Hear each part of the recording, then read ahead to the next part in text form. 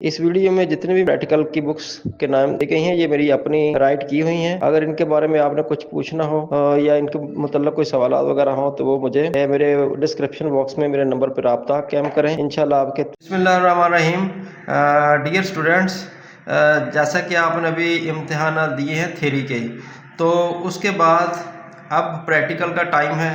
तो सारी बात है, प्रैक्टिकल 30 नंबर का ये पेपर है, ये भी आपने पेपर अटैम्प्ट करना है। अगर ये पेपर अटैम्प्ट नहीं करेंगे आप तो आपकी थ्योरी का पेपर भी ज़ाया हो जाएगा, यानी कि वो भी दोबारा फिर देना पड़ेगा। इसलिए जब भी डेट आपके जो डेट शीट के ऊपर मेंशन है आपने उसके मुताबिक अपना ग्रुप में जाके प्रैक्टिकल भी परफॉर्म करना है। तो इसके लिए मैंने मुख्तलिफ वीडियो बनाई है बायोलॉजी के हवाले से। तो पहले बायोलॉजी के प्रैक्टिकल समझ लें कि बायोलॉजी का पेपर आपने कैसे जाके कमरे इम्तिहान में हल करना है। तो सबसे पहले मैं इसका बताता हूँ कि क्वेश्चन नंबर 1 आपको क्या आएगा।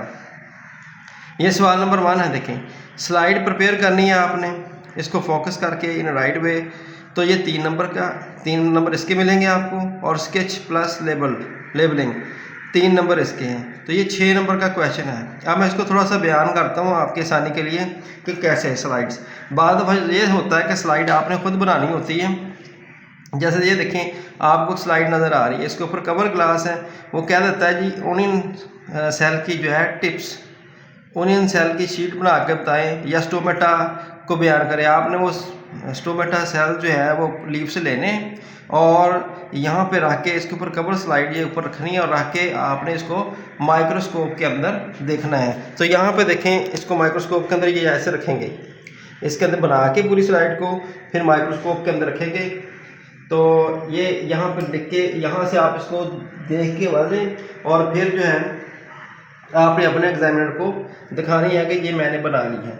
और उसके बाद फिर क्या नेक्स्ट, बाद दफ़ा ये भी होता है कि आपको बनी बनाई स्लाइड दे देते हैं, वो भी आपने खुद बनानी है। ये वाली ये स्लाइड खुद बनी बनाई है। ये यहाँ पे देखें, ये मेबा की स्लाइड बनी हुई है, ये बनी बनाई होती हैं। और यहाँ पे डाई कार्ड स्टैम्प है ये वाली, ठीक है। तो इसके अलावा बरसिका रूट्स हैं, ये वाली स्टैम्प ये बनी हुई हैं कुछ, ये भी आपने खुद ही यहाँ पे इसके नीचे रख के यहाँ पे फोकस करनी है और एग्जामिनर को आपने दिखानी है। तो इस तरह ये आपको 3 नंबर इसके मिलेंगे। और इसके बाद आपने करना क्या है, आपने ये इसको ड्रा भी करना है। इसको ड्रा करेंगे, मैं यहाँ से आपको बताता हूँ। जैसे जो दूसरा मसला है 3 नंबर का इसका, कि आपने इसको ड्रा करना है। जैसे ये अमेबा है ये वाला, इसकी पूरी डायग्राम आपने बनानी है और उसके बाद इसके नाम लिखने हैं। ये सूडोपोडिया है, एक्टोप्लाज्म है, कंट्रैक्टाइल वैक्यूल है ये वाला। तो इसके तस्वीर बनाने के 3 नंबर और 3 नंबर जो है इसके लिखने के हैं। इस तरह आप जो है क्वेश्चन नंबर 1 हल कर पाएंगे और आपके 6 नंबर पूरे आ जाएंगे इसके अंदर से। कोई भी स्टेप आपने छोड़ना नहीं है। अच्छी तरह इसको डायग्राम खूबसूरत होनी चाहिए आपकी, और ये आप जो नाम लिखें ये भी आपके अच्छे लिखने पढ़े जाने चाहिए, अच्छे लिखने चाहिए, स्पेलिंग ठीक होने चाहिए इसके भी। तो अब ये है आपका क्वेश्चन नंबर 1, ये कंप्लीट हो जाएगा इस तरह। और अब हम चलते हैं क्वेश्चन नंबर 2 की तरफ। ये देखें नीचे क्वेश्चन नंबर 2 देखें, 1 मार्क्स ऑफ ईच आइडेंटिफिकेशन। आपने आइडेंटिफिकेशन करनी है, मुख्तलिफ जानदारों की आइडेंटिफिकेशन आएगी। आपने जानदारों को भी खुद ही देखना है कि ये कौन सा जानवर है, उसका नाम लिखना है।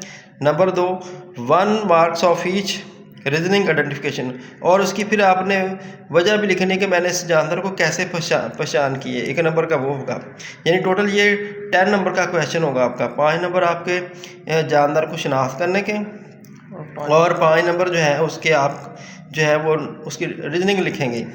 तो ये मैं बुक से भी आपको दिखाता हूँ कि ये कौन सी है। यहाँ पे देखें, ये वाली ये डायग्राम आपको वो बोर्ड के ऊपर चिपसा कर देंगे। ये नीचे स्कैरस नहीं लिखेंगे, ये आपने खुद पहचान करनी कि ये स्कैरस है।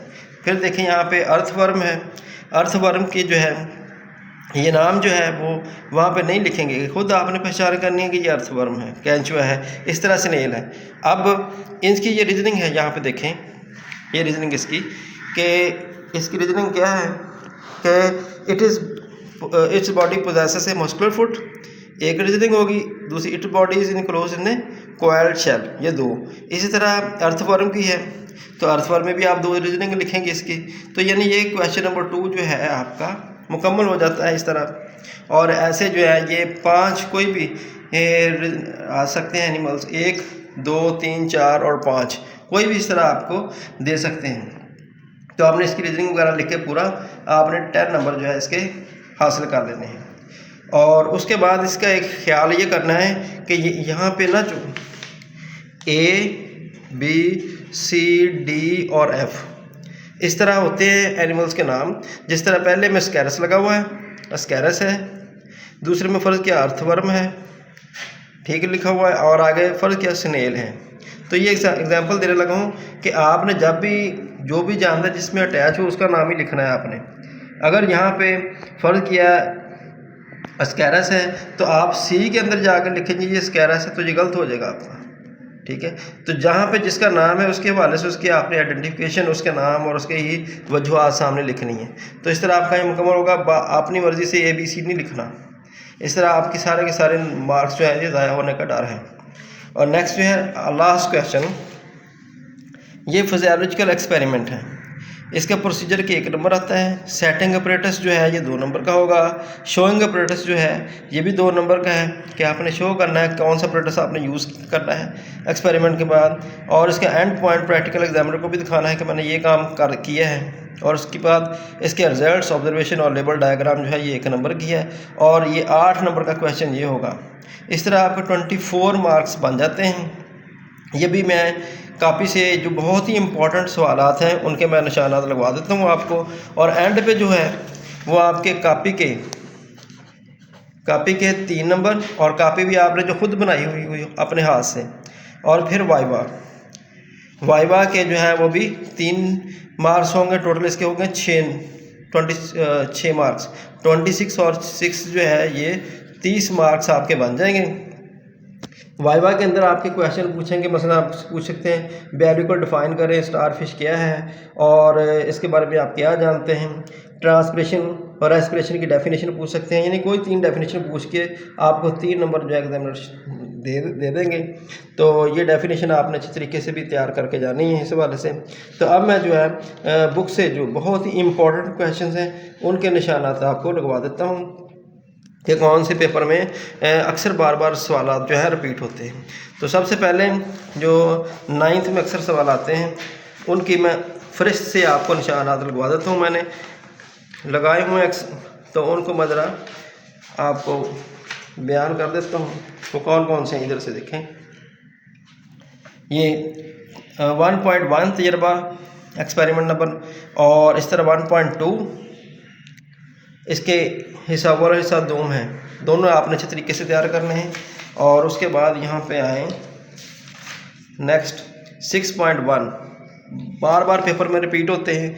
7.1 ये वाला, ये 7.3, 7.4, 7.5 और इस तरह 9.4, 9.5 और ये 9.8 बहुत ही इम्पोर्टेंट है। इसी तरह 10th के जो हैं उनमें से 10.1, 10.4, 11.1 ये एक्सपेरिमेंट, और 14.1, 14.2 और 14.3 वाला एक्सपेरिमेंट, और जो है एंड वाला ये कह लेंगे 7.1। ये वो एक्सपेरिमेंट हैं जो पेपर में बार बार आते हैं। इनको आप अच्छे तरीके से तैयार करके जाएं और लैब के अंदर भी अपने उस्ताज़ा की मदद से इनको परफॉर्म करके देखें, ताकि पेपर में किसी किस्म की आपको उलझन ना हो और आप कन्फ्यूजन का शिकार ना हो। बड़े कॉन्फिडेंट तरीके से आपने जाना है, एक्सपेरिमेंट करने हैं और अपने इम्तिहान में अपने आप को कामयाब करना है। और अगर अच्छे अंदाज से आप परफॉर्मेंस करते हैं तो आप 30/30 नंबर जो हैं ये हासिल कर लेंगे। उम्मीद है आपके लिए ये वीडियो बड़ी इन्फॉर्मेशन होगी। तो तब तक के लिए इजाज़त, अल्लाह ताला आपकी मदद फरमाए। खुदा हाफ़िज़।